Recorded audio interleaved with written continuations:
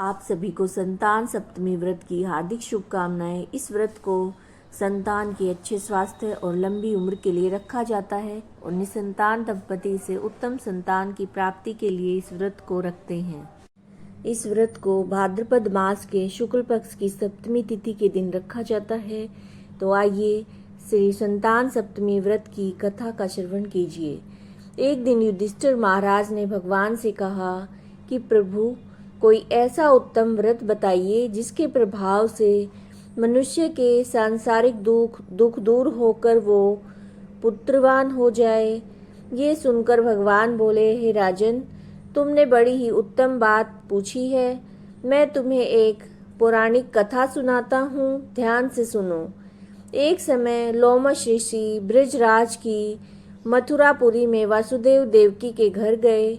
ऋषिराज को आया हुआ देखकर दोनों अत्यंत प्रसन्न हुए और उन्हें उत्तम आसन पर बिठाकर अनेक प्रकार से वंदन और सत्कार किया। फिर मुनि के चरणोदक से अपने घर और शरीर को पवित्र किया। वह प्रसन्न होकर उन्हें कथा सुनाने लगे। कथा कहते हुए लोमश ऋषि ने कहा, देवकी, कंस ने तुम्हारे कई पुत्रों को मार डाला है, जिसके कारण तुम्हारा मन अत्यंत व्यथित है। इसी प्रकार राजा नहुस की पत्नी चंद्रमुखी भी दुखी रहा करती थी, किंतु उसने संतान सप्तमी व्रत का विधि पूर्वक पालन किया, जिसके प्रताप से उसे संतान सुख की प्राप्ति हुई। ऐसा सुनकर देवकी ने हाथ जोड़कर मुनि से कहा, ऋषिराज, कृपा करके रानी चंद्रमुखी का सारा इतिहास और इस कथा का विस्तार से वर्णन कीजिए। मैं भी अपने दुख से छुटकारा पाऊं, तो सारी विधि और कथा आप मुझे सुनाइए। लोमश ऋषि ने कहा, देवकी, अयोध्या का राजा नहुस था। उसकी पत्नी चंद्रमुखी अत्यंत सुंदर थी। उनके नगर में विष्णुगुप्त नाम का एक ब्राह्मण रहता था। उसकी स्त्री का नाम भद्रमुखी था। वो भी अत्यंत रूपवती और अत्यंत सुंदर थी। रानी और ब्राह्मणी में अत्यंत प्रेम था। दोनों सखियां थी। एक दिन दोनों सरयू नदी में स्नान करने के लिए गई। वहां दोनों ने देखा कि बहुत सी स्त्रियां सरयू नदी में स्नान करके निर्मल वस्त्र पहनकर एक मंडप में शंकर और मां पार्वती की पूजा कर रही हैं। रानी और ब्राह्मणी ने ये देखा तो उनसे पूछा कि बहनों, तुम ये किस देव का और किस कारण से पूजन और व्रत कर रही हो? ऐसा सुनकर उन स्त्रियों ने कहा कि हम संतान सप्तमी व्रत कर रही हैं और हमने शिव पार्वती का पूजन चंदन आदि से षोडशोपचार विधि से किया है। ऐसा सुनकर रानी और ब्राह्मणी ने भी इस व्रत को करने का संकल्प किया और घर वापस आई। ब्राह्मणी भद्रमुखी तो इस व्रत को नियम से करती रही, लेकिन रानी चंद्रमुखी इस व्रत को कभी करती और कभी करना भूल जाती। कुछ समय बाद दोनों की मृत्यु हो गई और दूसरे जन्म में रानी बंद्रिया और ब्राह्मणी ने मुर्गी की योनि पाई। ब्राह्मणी मुर्गी की योनि में भी कुछ नहीं भूली और भगवान शिव और मां पार्वती का ध्यान करती रही, लेकिन बंद्रिया की योनि में सब कुछ भूल गई। थोड़े समय के बाद दोनों ने देह त्याग दी। अब तीसरा जन्म मनुष्य योनि में हुआ। उस ब्राह्मणी ने एक ब्राह्मणी के यहाँ कन्या के रूप में जन्म लिया और ब्राह्मण कन्या का नाम भूषण देवी रखा गया। विवाह गोकुल निवासी अग्निशील ब्राह्मण से कर दिया। भूषण देवी इतनी सुंदर थी कि आभूषण रहित होते हुए भी बहुत सुंदर लगती थी। कामदेव की पत्नी रति भी उसके सामने लज्जाती थी। भूषण देवी के अत्यंत सुंदर सर्वगुण संपन्न चंद्रमा के समान धर्मवीर कर्मनिष्ठ सुशील स्वभाव वाले 8 पुत्र उत्पन्न हुए।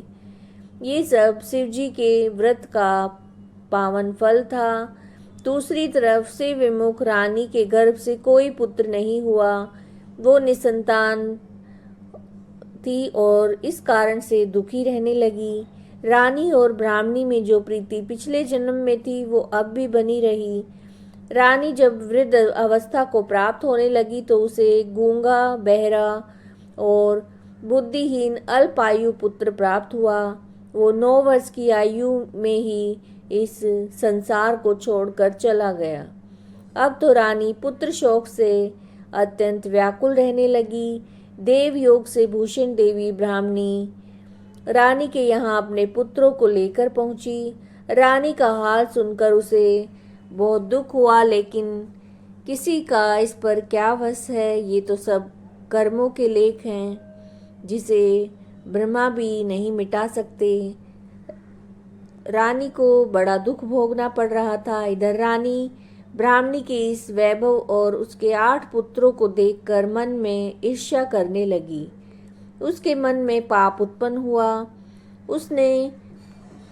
ब्राह्मणी ने रानी के संताप को दूर करने के लिए अपने 8 पुत्र रानी के पास छोड़ दिए। रानी ने पाप के वशीभूत होकर ब्राह्मणी के पुत्रों की हत्या करने के विचार से लड्डू में विष मिला दिया और विष मिलाकर वो लड्डू उनको खिला दिए। लेकिन भगवान शंकर की कृपा से एक भी बालक की मृत्यु नहीं हुई। ये सब देखकर रानी को बड़ा आश्चर्य हुआ और इसका रहस्य का पता लगाने के लिए उसने मन में ठान लिया।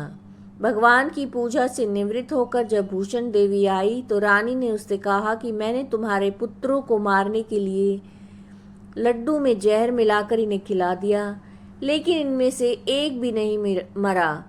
तू कौन सा ऐसा दान पुण्य या व्रत रखती है जिसके कारण तेरे जो ये पुत्र हैं जिसके कारण तेरे ये पुत्र नहीं मरे, किसी को कुछ भी नहीं हुआ।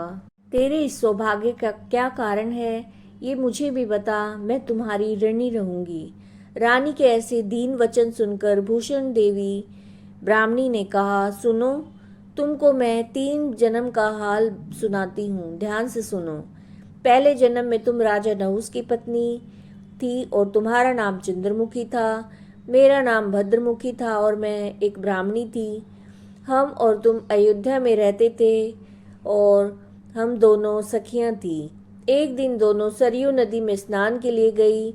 दोनों ने संतान सप्तमी के उपवास की विधि और पूजा होते हुए देखा और हमने इस उत्तम व्रत को करने की प्रतिज्ञा भी की, लेकिन तुम भूल गई और झूठ बोलने का दोष तुम्हें लगा।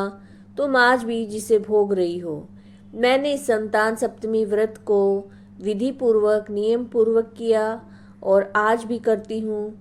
दूसरे जन्म में तुमने बंदरिया का जन्म लिया, मुझे मुर्गे की योनि मिली।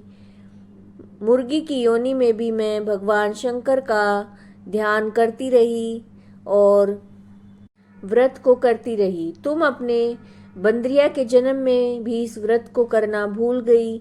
मैं तो समझती हूँ कि तुम्हारे ऊपर ये जो भारी संकट है इसका एकमात्र यही कारण है, दूसरा कोई कारण नहीं हो सकता। इसलिए मैं कहती हूँ कि संतान सप्तमी व्रत का विधि पूर्वक पालन करो, जिससे तुम्हारा संकट दूर हो जाए। लोमस ऋषि ने कहा, देवकी, भूषण ब्राह्मणी के मुख से अपने पिछले जन्म की कथा और संतान सप्तमी व्रत का संकल्प सुनकर रानी को पुरानी सारी बातें याद आ गई और वो पश्चाताप करने लगी। ब्राह्मणी के चरणों में पड़कर क्षमा याचना करने लगी। उस दिन से रानी नियम से संतान सप्तमी व्रत को करना आरंभ कर दिया, जिसके प्रभाव से रानी को संतान का सुख भी मिला और संपूर्ण सुख भोग कर रानी शिवलोक को गई। भगवान शंकर के व्रत का ऐसा प्रभाव है कि पथ भ्रष्ट मनुष्य भी अपने पथ पर अग्रसर हो जाता है और अनंत ऐश्वर्य भोग कर मोक्ष को पाता है। लोमस ऋषि ने कहा कि हे देवकी, तुम भी इस संतान सप्तमी व्रत को करने का संकल्प अपने मन में करो तो तुम्हें भी संतान का सुख मिलेगा।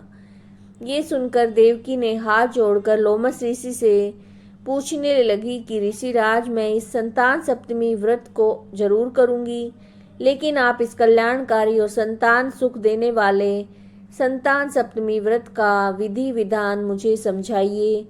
ऐसा सुनकर ऋषि बोले, देवकी, ये संतान सप्तमी व्रत भाद्रपद महीने में शुक्ल पक्ष की सप्तमी के दिन किया जाता है। ब्रह्म मुहूर्त में उठकर किसी नदी या कुएं के पवित्र जल में स्नान करके निर्मल वस्त्र पहने भगवान शंकर और मां जगदम्बा पार्वती की मूर्ति की स्थापना करें। प्रतिमाओं के सामने सोने चांदी के तारों तथा रेशम का एक गंडा बनाएं। उसमें 7 गांठें लगनी चाहिए। इसको धूप दीप अष्टगंध से पूजा करके हाथ में बांधें और भगवान शंकर से अपनी कामना सफल होने की प्रार्थना करें। इसके बाद 7 पुए बनाकर भगवान को भोग लगाएं। 7 पुए तथा यथाशक्ति सोने या चांदी की अंगूठी बनाकर इन सबको एक तांबे के पारे में रखकर उनका षोडशोपचार विधि से किसी सदाचारी धर्मनिष्ठ और सुपात्र ब्राह्मण को दान दें। इसके बाद 7 पुआ स्वयं प्रसाद के रूप में ग्रहण करें। इस प्रकार संतान सप्तमी व्रत का पारायण करना चाहिए। हर साल शुक्ल पक्ष सप्तमी के दिन हे देवकी, इस व्रत को इस प्रकार से करने से सारे पाप नष्ट होते हैं, भाग्यशाली संतान की उत्पत्ति होती है और अंत में शिवलोक की प्राप्ति होती है। हे देवकी, मैंने तुम्हें संतान सप्तमी व्रत की सारी विधि बता दी है और अब तुम नियम पूर्वक इसे करो, जिससे तुम्हारी उत्तम संतान पैदा होगी। ऐसा कहकर भगवान आनंद कंठ श्री कृष्ण ने धर्म अवतार युधिष्ठिर से कहा कि श्री लोमस ऋषि इस प्रकार हमारी माता को शिक्षा देकर चले गए।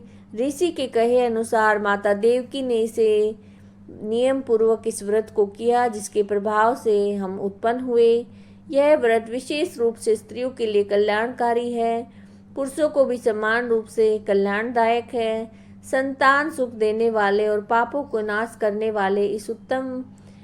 वाला ये उत्तम व्रत है। नियम से जो भी इस व्रत को करता है, भगवान महादेव और पार्वती की जो सच्चे मन से आराधना करता है, निश्चय ही वो अमर पद को प्राप्त करके अंत में शिवलोक को जाते हैं। तो बोलिए महादेव पार्वती की जय, श्री संतान सप्तमी व्रत की जय। उम्मीद है वीडियो पसंद आई होगी। अगर अच्छी लगी है तो लाइक कीजिए, शेयर कीजिए, कमेंट कीजिए और चैनल को सब्सक्राइब कीजिए। जय श्री कृष्णा।